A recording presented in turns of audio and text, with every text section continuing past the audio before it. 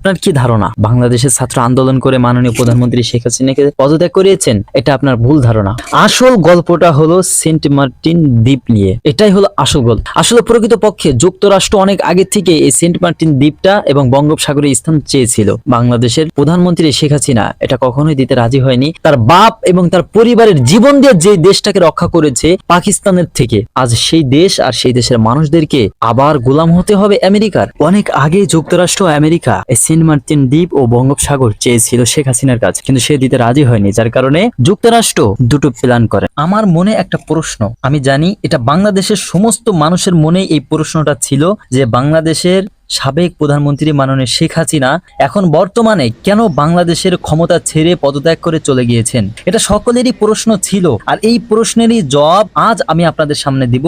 এটা আমার মুখ থেকে নয়, সরাসরি মাননীয় প্রধানমন্ত্রীর কাছে। দেশবাসীর উদ্দেশ্যে মাননীয় প্রধানমন্ত্রী একটি খোলা চিঠি দিয়েছেন, আর এই চিঠির মধ্যেই তিনি লিখে দিয়েছেন তার পদত্যাগের আসল কারণ। তাহলে চলুন জেনে আসা যাক তার পদত্যাগের আসল কারণটা কি এবং তার খোলা চিঠিতে কি লেখা আছে।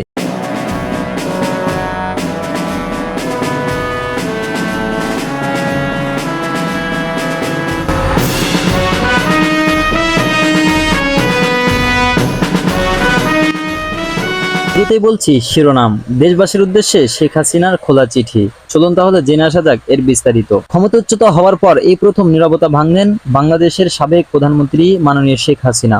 জনগণের উদ্দেশ্যে একটি খোলা চিঠি দিয়েছেন। গত 7 আগস্ট দিল্লি থেকে প্রচারিত এই খোলা চিঠিতে তিনি স্পষ্ট করেই তার পদত্যাগের কারণ উল্লেখ করেছেন। এই খোলা চিঠিটি ভারতের একাধিক সংবাদ মাধ্যমে প্রকাশ করা হয়েছে। চলুন তাহলে জেনে আসা যাক এই খোলা চিঠিতে কি লেখা আছে। প্রথমে তিনি ছাত্রদের উদ্দেশ্য করে বলেন, আমি পদত্যাগ করেছি শুধুমাত্র লাশের মিছিল যেন আর না দেখতে হয়। তোমাদের লাশের উপর দিয়া ক্ষমতায় যেতে চেয়েছিল ওরা, আমি তা হতে দেইনি। ক্ষমতা দিয়ে এসেছি, ক্ষমতায় আমি থাকতে পারতাম যদি সেন্ট মার্টিন দ্বীপ আর বঙ্গোপসাগর আমেরিকার হাতে ছেড়ে দিতাম। অনুরোধ রইল তোমরা ব্যবহৃত হয়েও না। আমি বলে এসেছি আমার সোনার সন্তানদের যারা লাশ করে ঘরে ফিরিয়েছে তাদের যেন বিচার করা হয়। হয়তো আজ আমি দেশে থাকলে আরো প্রাণ ঝরতো, আরো সম্পদ ধ্বংস হতো। আমি নিজেকে সরিয়ে নিয়েছি, তোমাদের জয় দিয়ে এসেছি। তোমরা ছিলে আমার শক্তি, যখন তোমরা আমাকে চাওনি তখন আমি নিজেই চলে এসেছি, পদত্যাগ করেছি। তিনি তার নেতাকর্মীদের উদ্দেশ্যে আরো লেখেন, আমার কর্মী যারা আছেন কেউ মনোবল হারাবেন না। আওয়ামী লীগ বারবার উঠে দাঁড়িয়েছে,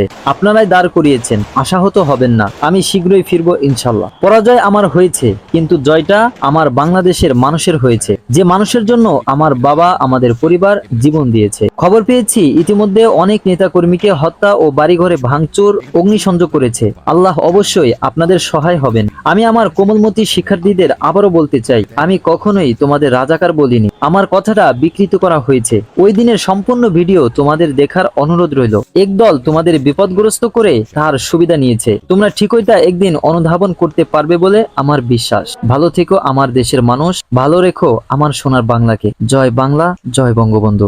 কি বুঝলেন? আপনার কি ধারণা বাংলাদেশের ছাত্র আন্দোলন করে মাননীয় প্রধানমন্ত্রী শেখ হাসিনাকে পদত্যাগ করিয়েছেন? এটা আপনার ভুল ধারণা।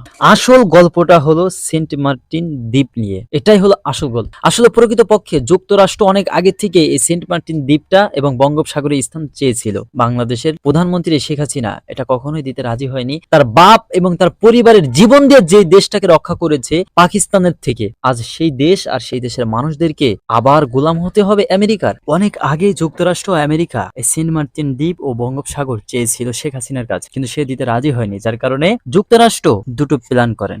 প্ল্যান এ, শেখ হাসিনাকে পদত্যাগ করানো। প্ল্যান বি, এমন একজন সরকার ওখানে নিয়োগ করা যে আমাদের কথায় চলবে। এই বুদ্ধি দিয়া এই ছাত্রদের মধ্যে এমন কিছু লোক ঢুকে গেল যারা বিএনপিদের কর্মী ছিল, আর এই বিএনপি আর জামাতের কর্মীরা ছাত্রদেরকে আবার উস্কিয়ে তারা এক কথা এক দাবি। আর তাদের আন্দোলন এটা না যে আমাদের দাবি মানতে হবে বা আমাদের রাজাকার কেন বললো, আসলে তাদের দাবিটা হলো এইটা যে শেখ হাসিনাকে পদত্যাগ করাতে হবে, কারণ এটা যুক্তরাষ্ট্রের প্ল্যান এ ছিল। আর যখনই শেখ হাসিনাকে পদত্যাগ করাইতে পারবে তখন ওনাদের প্ল্যান এ সাকসেস হয়ে যাবে, তখনই তারপরেই ওনার প্ল্যান বি কাজ করা শুরু করে দিবে। ডাক্তার ইউনূস তো অন্তর্বর্তীকালীন সরকার, কিন্তু ডাক্তার ইউনূস নয়, এমন একটা সরকার তারা নির্বাচনের মাধ্যমে নিয়োগ করবে যার কাছ থেকে তারা সেন্ট মার্টিন দ্বীপ ও বঙ্গোপসাগরটা অনায়াসে নিতে পারবে। দেখেন যুক্তরাষ্ট্রের প্ল্যান আমাদের মাননীয় প্রধানমন্ত্রীকে দেশ থেকে সরিয়ে নিল। এখনই কিন্তু আমাদের বিপদ আসতে চলেছে।